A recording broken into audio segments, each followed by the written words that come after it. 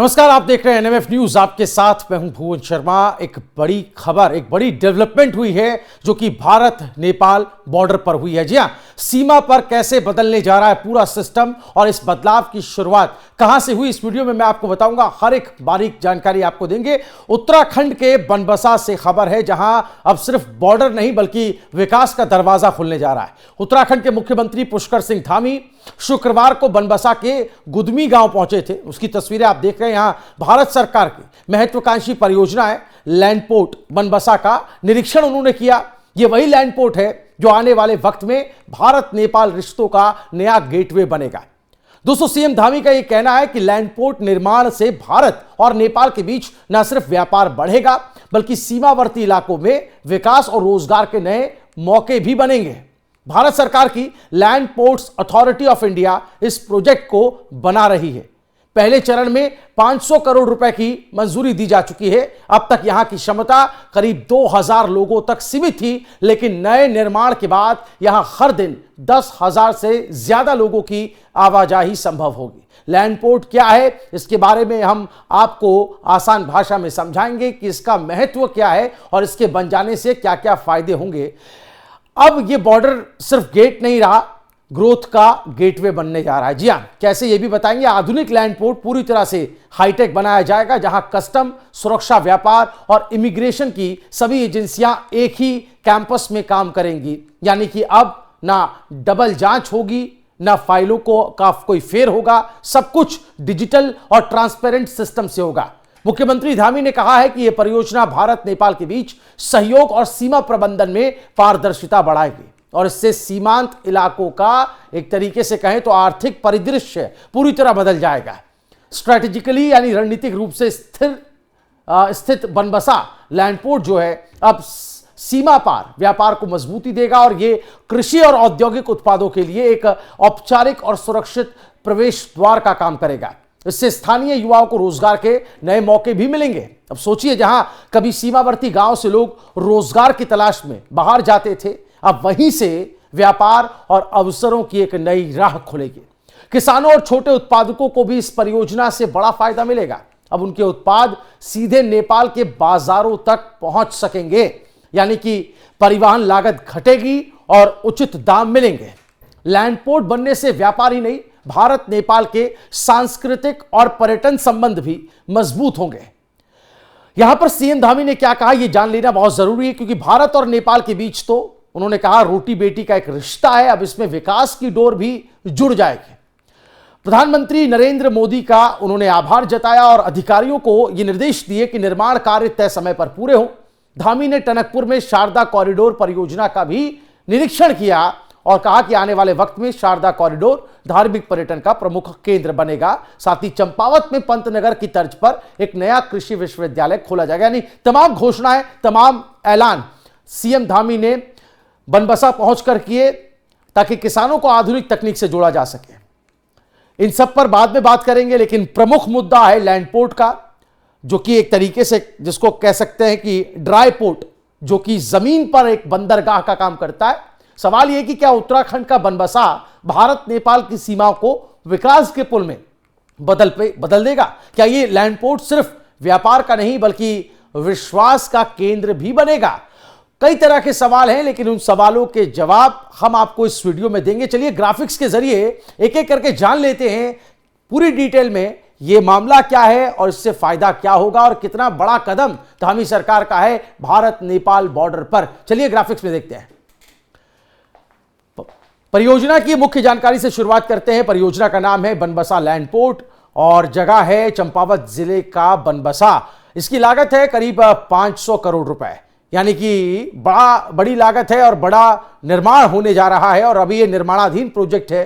निर्माण एजेंसी का नाम है LPAI, जो कि land ports authority of India है और इसमें भारत सरकार और उत्तराखंड सरकार दोनों सहयोगी हैं। निर्माणाधीन है, जैसा कि हमने आपको बताया कि यह 500 करोड़ केंद्र सरकार की तरफ से भी आया है। भारत नेपाल के व्यापारिक और सांस्कृतिक संबंधों को मजबूत बनाना इस परियोजना का बड़ा उद्देश्य है। इसके अलावा सीमावर्ती इलाकों में आर्थिक विकास और रोजगार के अवसर बढ़ाना, सीमा पर आवागमन के लिए आधुनिक और सुरक्षित प्रणाली तैयार करना भी एक मकसद है। इसके अलावा क्षमता की बात करें तो कैसे ये बढ़ोतरी करेगा, वृद्धि करेगा, ये भी जान लीजिए। इसकी मौजूदा क्षमता 2000 लोगों की प्रतिदिन की है, यानी 2000 लोग आना जाना करते हैं। लेकिन अब जब निर्माण होगा और इसका विस्तार किया जाएगा, इसको मजबूत बनाया जाएगा, तो 10,000 से ज्यादा लोग हर दिन आ पाएंगे। इससे आप अंदाजा लगा सकते हैं कि कितनी आवागमन होगी और कितना फायदा हो सकता है दोनों तरफ के लोगों को। भारत नेपाल के बीच व्यापारिक लाभ की बात करें तो आयात निर्यात में, इंपोर्ट एक्सपोर्ट में तेजी आएगी। कस्टम की बात करें, सुरक्षा की बात करें, व्यापार की बात करें या बॉर्डर एजेंसियों की बात करें, वो एक ही परिसर में मौजूद रह सकेंगी। इसके अलावा सीमा प्रबंधन में पारदर्शिता और दक्षता भी आएगी।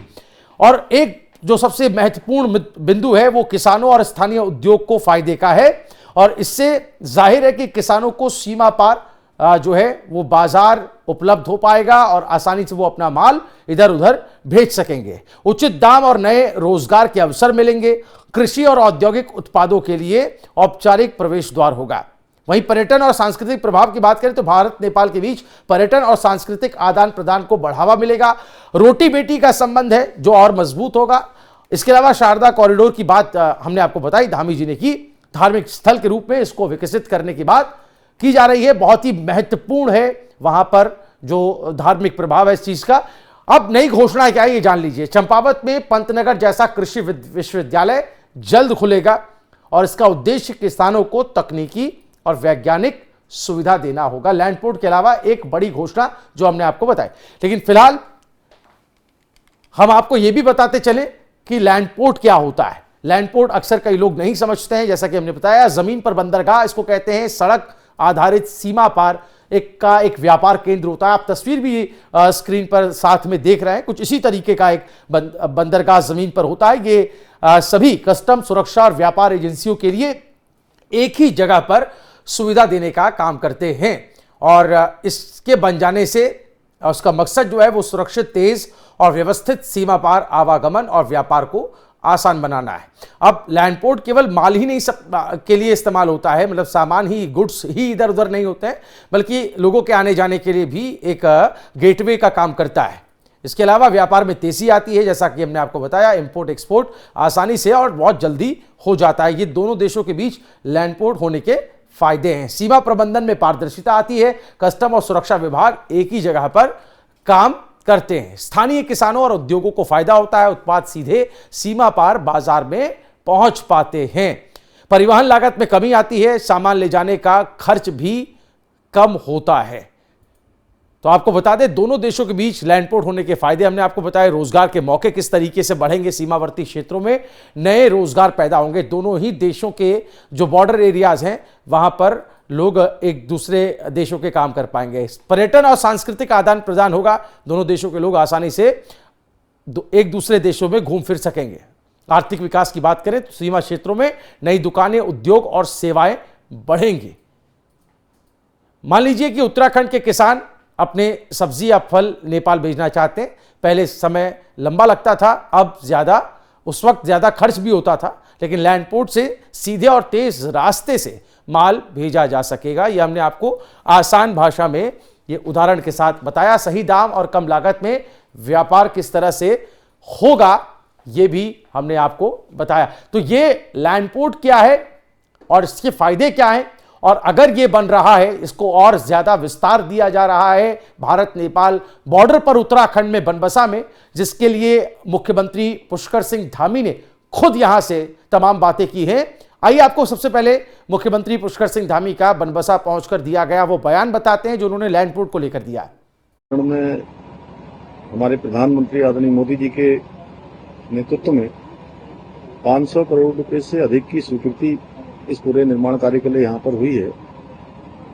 और इसके बन जाने से अभी जो क्षमता यहाँ प्रतिदिन 2000 लोगों की है, ये क्षमता बढ़कर अब 10,000 से ऊपर चली जाएगी और बहुत तेजी से यहाँ पर आवागमन होगा। और जो हमारे लॉजिस्टिक हैं उसके लिए भी बहुत बड़ा एक अच्छा माध्यम ये पोर्ट के बन जाने से, इस पूरे एलिवेटेड सड़क के बन जाने से यहाँ पर दोनों ही देशों के बीच में कनेक्टिविटी बहुत अच्छी हो जाएगी इससे निश्चित रूप से आसपास के क्षेत्र में एक बड़ा इंफ्रास्ट्रक्चर यहाँ बन रहा है, भारत में भी और नेपाल में भी। इससे दोनों देशों के संबंधों में भी बहुत मजबूती आएगी और हमारा रोटी बेटी का संबंध नेपाल से है।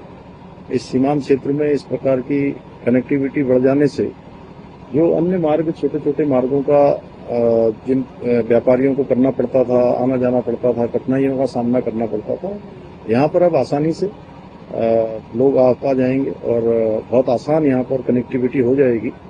मैं इस क्षेत्रवासियों को भी और आदरणीय प्रधानमंत्री जी को, नरेंद्र मोदी जी को बहुत धन्यवाद करता हूँ।